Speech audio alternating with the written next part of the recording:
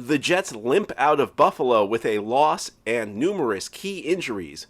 We will talk about what happened Sunday and what it means going forward today on the Locked On Jets podcast. You are Locked On Jets, your daily New York Jets podcast. Part of the Locked On Podcast Network, your team every day.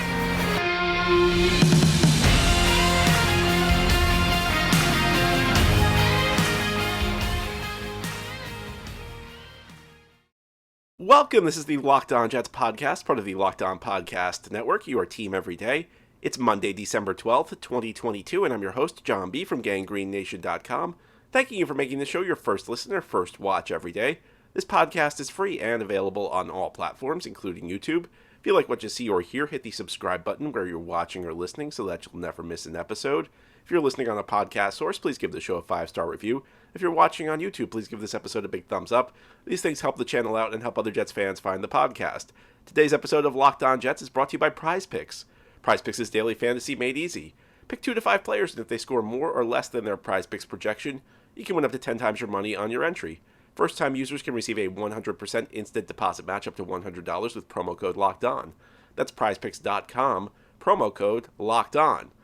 And on today's episode of Locked On Jets, we are going to break down a New York Jets loss. The Jets have their first 2-game losing streak of the season. They fell yesterday to the Buffalo Bills 20-12 in Orchard Park, the Jets' annual trip up to the Buffalo area to play a road game against the Bills. Hey, we're in December, and this is the Jets' first losing streak of the season, so I guess that's good.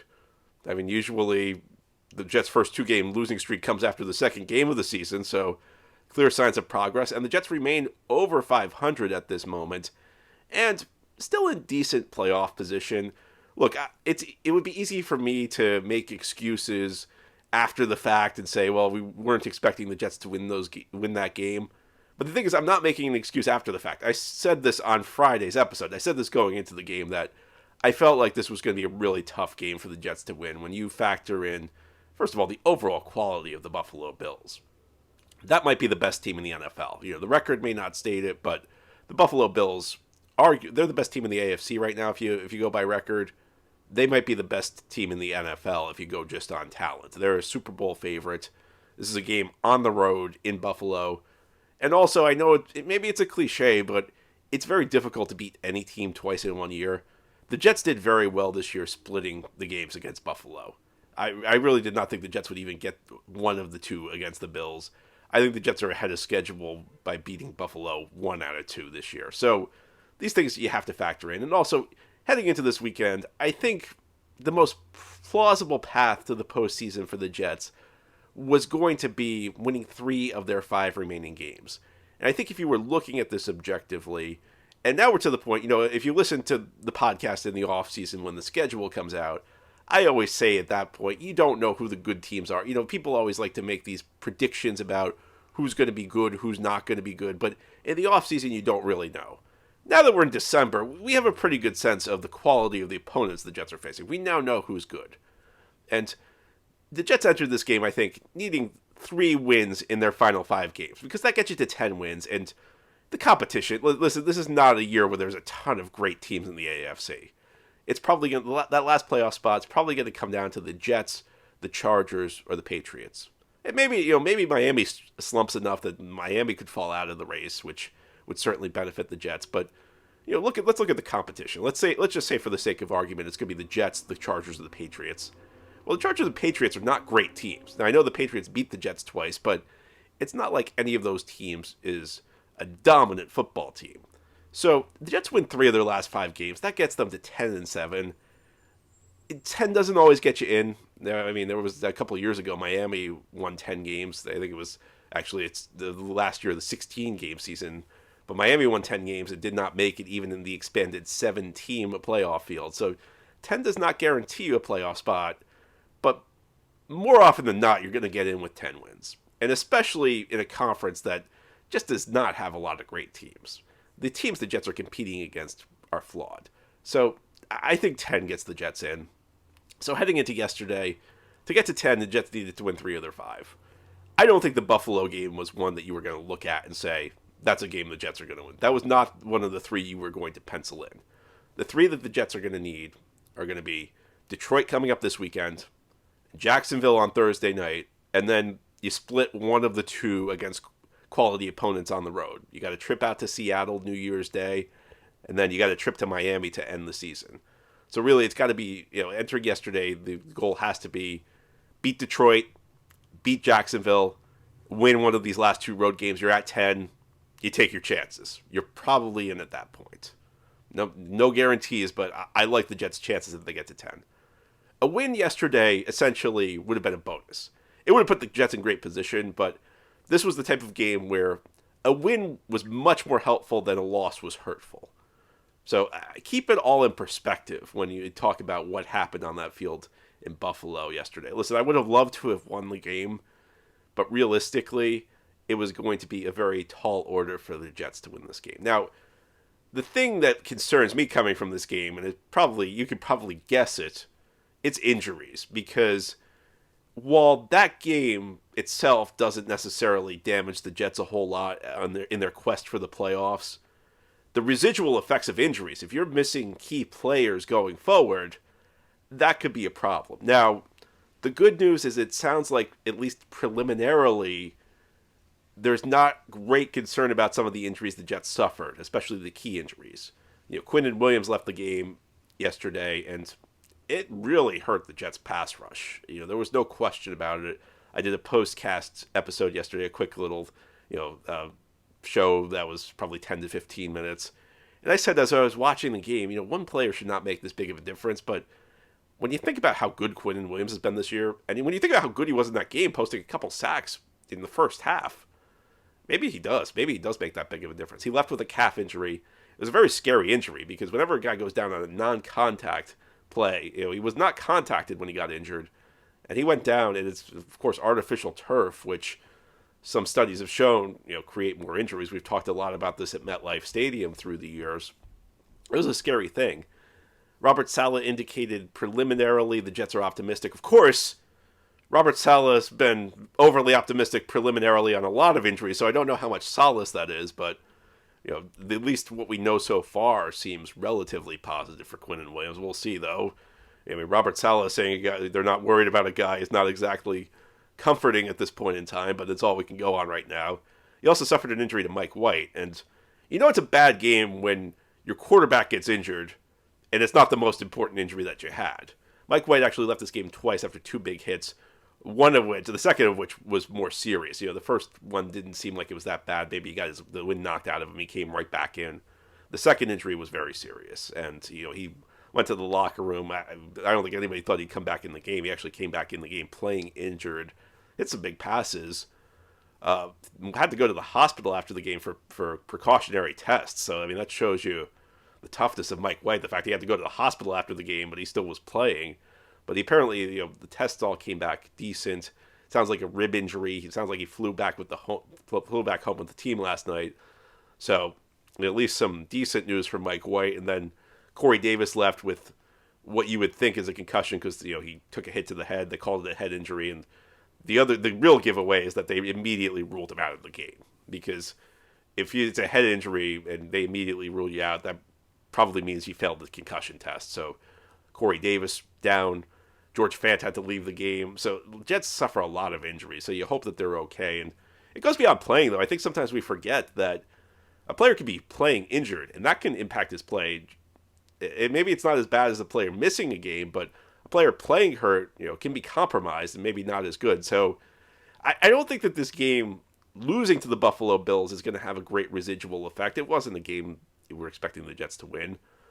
But the injuries they suffered, that's really my concern and what we take away from this game. Now, ahead here on the Locked On Jets podcast, we'll talk about why the Jets lost this game. There were a number of errors that really were not forced. The Jets were right in this game. Despite playing a great opponent, they had opportunities and they just could not get out of their own way. We'll talk about that as we continue this Monday episode of the Locked On Jets podcast. This episode of Locked On Jets is brought to you by Turo. Turo is the world's largest car-sharing marketplace. With Turo, you can book any car you want, wherever you want. From a community of local hosts, you can browse a huge selection of vehicles for just about any occasion or budget across the US, UK, Canada, or Australia. You can book a spacious SUV or minivan for a family road trip. You can get a classic or luxury car for a special event, birthday, or holiday. You can find affordable economy cars if you're on a budget and need to get from point A to point B. You can test drive that new electric vehicle you've had your eye on to see how it fits into your everyday life. The holidays are coming up. Maybe you need a way to get around. Maybe you're going to see the Jets on the road and need a way to get to the stadium. Well, many Turo hosts can deliver the car right to you. Every trip is backed by liability insurance. Terms, conditions, and exclusions apply. Forget booking rental cars and find your drive at Turo, Turo.com. This episode is brought to you by Audible. Audible is releasing a slate of new football podcasts that we're sure you're going to love, and that's why you'll be able to find a sneak peek of Think Like a Champion available right now as a bonus episode on Locked On Presents. Think Like a Champion is a new podcast from Russell Wilson and Audible. Russ is a champion on the field, but off it we rarely know the grind on the path to greatness. Each episode features interviews with Olympic medalists, NFL stars, and business leaders. Hosts will swap stories and share proven mental techniques that have gotten the world's most elite performers across the finish line and beyond. It's available for free on Audible or wherever you get your podcasts. Head over to Locked On Presents for a sneak peek of Think Like a Champion, or catch the full series available anywhere you get your podcasts. Available everywhere now. Audible. Get in the game. This is the Locked On Jets podcast here on this Monday. Thank you so much for making this show your first listen or first watch every day. This podcast is free and available on all platforms. We're breaking down a New York Jets defeat. The Jets fell to the Buffalo Bills 20-12 yesterday in Orchard Park, New York. The Jets record falls to 7-6 on the season, still over 500 here in December, still very much in the playoff race. They're going to need to start winning some games, though, going forward. This game was not one many were expecting the Jets to win. I can understand, though, a little bit of frustration because in many ways the Jets beat themselves in this game. There were a lot of unforced errors by the Jets. Now, the Bills made some plays, too. The Bills did make some plays. But I think whenever you look back on a game like this, you get frustrated thinking about the mistakes you made. It began early. Braxton Berrios kind of misjudged a couple of punts. Now, in fairness, the weather was playing a pretty big factor in this game. You know, the kicking game and the passing game were clearly impacted. And it's funny because the Jets have played a number of bad weather games of late, but I don't think the weather really impacted the game the way it did yesterday. The game against the Bears may have been a bad weather game. It really did not seem like it had much of an impact on the gameplay. You go back a few weeks, the Jets played in New England on a very windy day. That impacted the kicking game, but it didn't really seem like it impacted the passing game as much. Whereas in this game, you saw balls that were just dying in the air. You know, you saw Josh Allen floating some passes to open receivers. Mike White was having some issues, especially in the early part of the game. It seemed like the quarterbacks kind of adjusted as the game moved forward. But the early part of the game, the quarterbacks were really struggling with the wind. And the kicking game really was impacted. Like I said, Braxton Berrios misjudged some punts that essentially pinned the Jets deep in their own territory on the day where offense was at a premium. So, essentially, these drives really did not have much of a chance. And a lot of Jets' early drives, the goal was just to get a couple first downs to get out of the hole you were in. It wasn't really realistic to drive 95 yards on the Buffalo defense. So, another tough game for Berrios. He did have a very clutch catch on the third quarter touchdown drive the Jets had. But he also had a couple drops, a couple plays he could have come up with that he did not get. So, another rough game for Braxton Berrios. But I think the big focus was on the punts because Berrios usually is pretty reliable catching the ball. I think he's a little overrated as a returner in the punt game because he really fair catches everything unless the defense outkicks, unless the kicking team outkicks its coverage.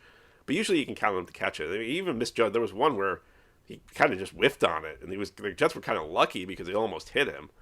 But that really wasn't what cost the Jets the game, and that was just the early mistakes that the Jets. That was just among the early mistakes the Jets made. I think one of the key turning points was right before halftime, the final 2 minutes of the half. The Jets stopped the Bills short on third down. They stopped the Bills a couple yards short of the sticks, and the Bills keep their offense on the field. It's obvious they're just trying to draw the Jets offside, and really there's no chance Buffalo snapping the ball because at this point it was a defensive struggle. Both offenses were playing conservatively. Nobody was getting much of anything going on offense. And really, as much as anything, the Bills kept their offense on the field to bluff the Jets because the Bills wanted the Jets to think maybe they're going to go for it because otherwise the Jets would have called timeout. If the Bills just send their punt team on the field, the Jets call timeout to preserve time. So the Bills, they essentially, by keeping the offense on the field, they forced the Jets to not call a timeout because the Bills pick up a first down in that spot. They keep their offense on the field and pick up a first down. The Jets calling timeout preserves time for the Bills to score. So it was a smart move by the Bills, followed by just an unbelievably dumb play by C.J. Mosley, who, it's not just that he jumped. It's not just that he jumped off sides. He literally leaped over the line to try and tackle somebody when the ball wasn't snapped. And one of the things that drives you crazy, that's a rookie mistake from Mosley, from a veteran player, a guy who's supposed to be the brains of the defense, in a situation where there is no chance Buffalo snap. Just understanding score and time. No score, last 2 minutes of the first half, offense is struggling. Basic understanding of time and score. There is no excuse for that for C.J. Mosley. And I don't think you can overstate how costly that play was for the Jets, because the Bills went right down the field and scored a touchdown. But the Bills' offense was out of sorts at that point. They were really struggling to get anything going. They were leaving plays on the field. They were not playing with a lot of confidence. And from that point forward, the Bills' offense was rolling. And that one play just kind of sparked Buffalo's offense. Just an absolute killer play. And then in the second half, I mentioned Mike White got injured. White had to leave the game. And Joe Flacco came in. And that really was where the game got away from the Jets. Because after a pretty conservative first half, both sides on offense, and not just in play calling, Josh Allen and Mike White were both pretty quick to check balls down in the first half. It was the type of game that was a defensive struggle. The offense started opening things up in the second half, and White was hitting some passes. Josh Allen was hitting some passes. Buffalo was kind of in business.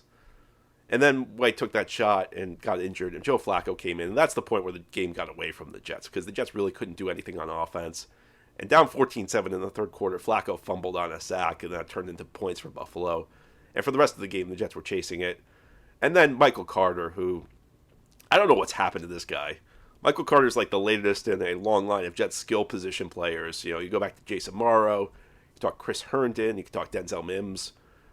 Guys who looked promising, at least somewhat promising as rookies, who in year two just look like they've forgotten how to play football. Michael Carter making nobody miss in the run game, and then fumbles a ball away critical in the fourth quarter. Jets down 2 scores and driving. And it would have, to me, it wouldn't be that big of a deal if Michael Carter looked like he was capable of making anybody miss, if he was capable of running through any sort of tackles. I've been trying to defend Michael Carter, but I'm just past the point where I can do it, because he's just hurting the team right now. And maybe he's playing hurt. I don't know, but he was a lot better last year. This guy was a decent back. It's not like this guy was awful last year. The guy was a good back last year. And this year, it just hasn't happened, aside from maybe two to three games where he's looked good. He really just not looked like an NFL caliber back so far this year. And this game, I think, was the absolute worst he's played this year. And because of the fumble, because he looked so undynamic back there, it's to the point where it's almost like you want to see Ty Johnson in the game instead of Michael Carter. That's the point we've gotten to with Michael Carter. Hopefully it gets better, but Michael Carter was, not helping the Jets yesterday and making a very costly error. Now, as we close out this Monday game recap of the Locked On Jets podcast, we'll try and turn our attention to some of the positive things. There were a couple of good things you could take away. That's as we continue this Monday game recap as the Jets lose to the Buffalo Bills 20-12. This episode is brought to you by PrizePicks. If you're a daily fantasy player, I want to tell you about PrizePicks. This is how it works. You pick 2 to 5 players, and if they score more or less than their PrizePicks projection, you can win up to 10 times your money on any entry. So hopefully you had Michael Carter going for less than 100 yards, because you easily would have cleared that if you had Carter yesterday. There's no competing against other people. It's just you versus the projections available. And PrizePicks offers projections on any sport you watch. So it includes the NFL, but if it's too stressful because you're focused on the Jets and you don't want to have guys who are playing against the Jets on your daily fantasy team, you can play NBA, you can play NHL, college football, men's and women's college basketball, soccer, tennis, boxing, MMA, and yes, disc golf. Entries can be made in 60 seconds or less. It's that easy. They have safe and fast withdrawals, and they are currently operational in over 30 states and in Canada. So download the PrizePicks app or go to prizepicks.com to sign up and play daily fantasy sports. First-time users can receive a 100% instant deposit match up to $100 with promo code LOCKEDON.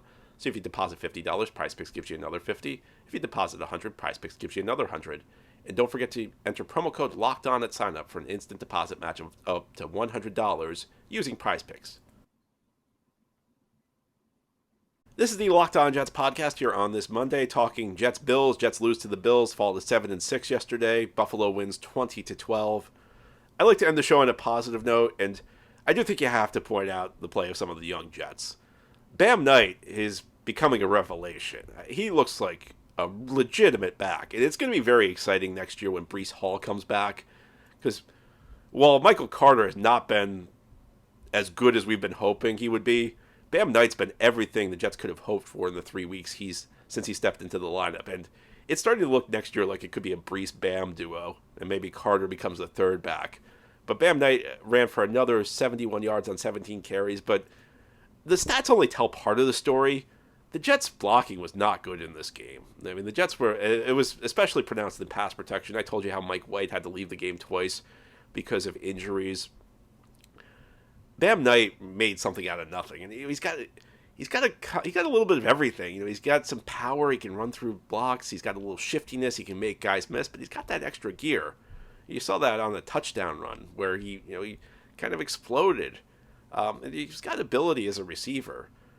It's tough. It's really amazing how you find backs in the late rounds. And Bam Knight was an undrafted free agent signing.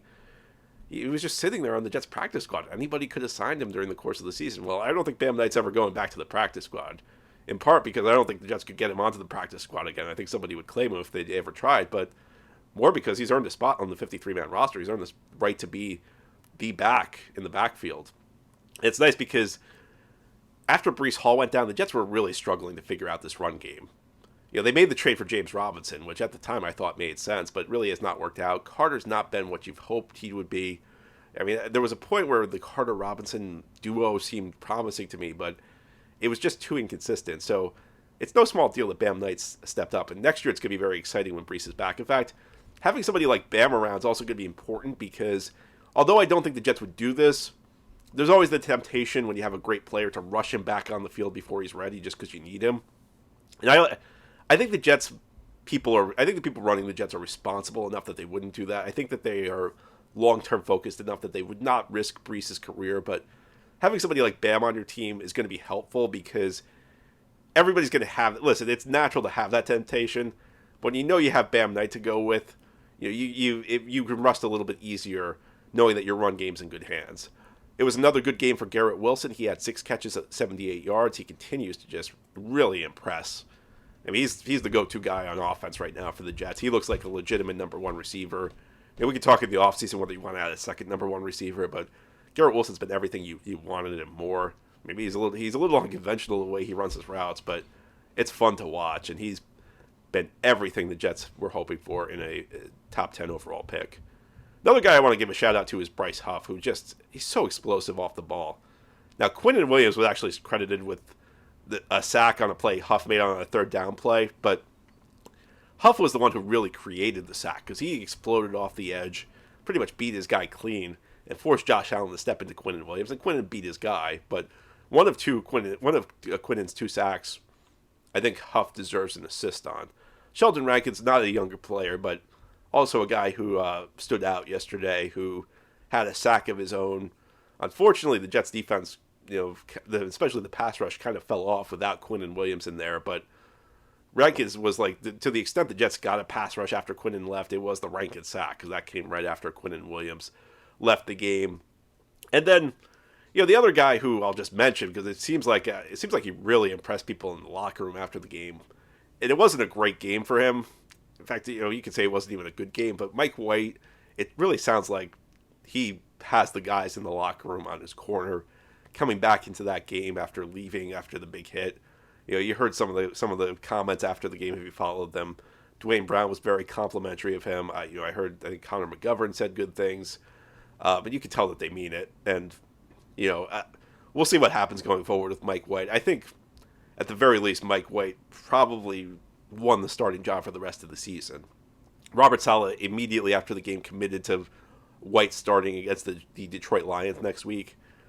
I don't know what will happen in the offseason, and part of that will be determined by how Mike White handles these last 4 games, but I feel like this was always going to be the most logical point if the Jets were going to make a change because you'd be going into an easier part of the schedule after Buffalo. You'd be playing home against Detroit, maybe not an opponent that's not easy, but not as difficult as the Buffalo Bills or Minnesota Vikings are. But it sounds like the Jets are sticking with Mike White. And I think Mike White would have had to play his way out of the job for that to happen. And while it was not a great game by Mike White, I don't think he was bad enough that he played his way out of the job. So it seems like Mike White's the guy going forward. It seems like, people have a lot of respect for him, especially the way he handled the injury yesterday, coming back into the game when Tony Romo, if you were watching the game, Tony Romo, when White went to the locker room, he said White's done. There's no way he's coming back. And then he did come back. And while he didn't lead the Jets to a victory, he did hit some tight window passes. And overall, I think his toughness really did make an impact in the locker room. Anyway, that's all for today's episode. This has been the Locked On Jets podcast, part of the Locked On Podcast Network. Your team every day is our motto. As always, if you enjoy the show, hit the subscribe button where you're watching or listening so that you'll never miss an episode. If you're listening on a podcast source, please give the show a 5-star review. It helps the channel out, helps other Jets fans find the podcast, so does giving this episode a big thumbs up if you're watching on YouTube. Have a great Monday, everybody. We'll be back tomorrow to talk more Jets.